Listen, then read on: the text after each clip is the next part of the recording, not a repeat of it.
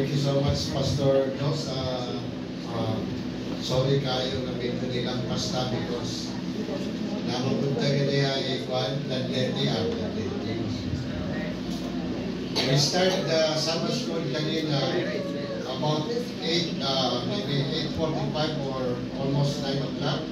So please bear with us. We extend a little time for our lesson study because lesson study, this is the heart of our Sabbath school. This is very important. This is very important. If no lesson study, Sabbath school is I can say not so meaningful. Not so meaningful.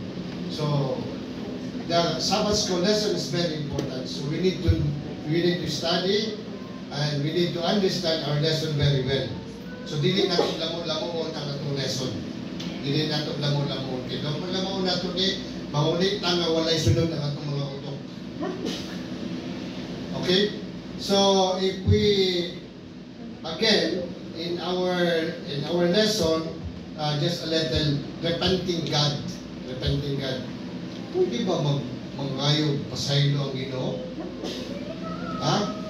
Sa repenting or relenting in our lesson in Numbers 33:19, repent here is nagahinulsul.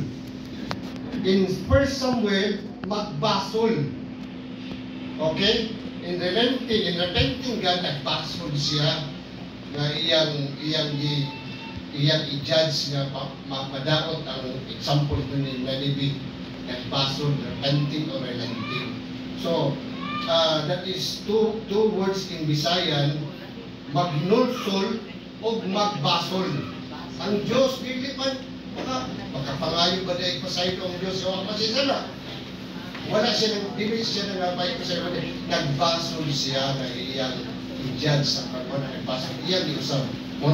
There is a word, it says, relent is to become less severe.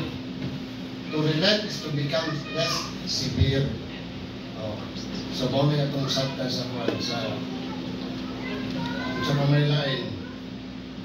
Nasakot mo? Yes. Sa pamalilain. Katong question ni MM nga katong why does God allow for so much of the evil that's in the world?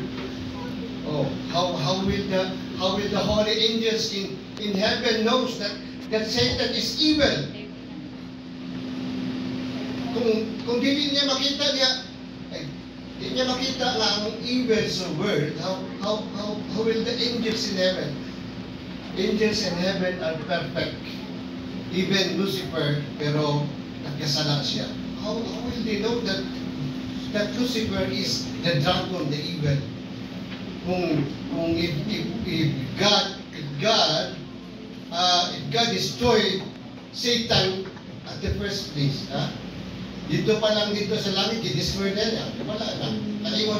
Makaingon ang mga angels nga, ipatay mo dahil siya. So much for that. Okay, let's give time to our separate.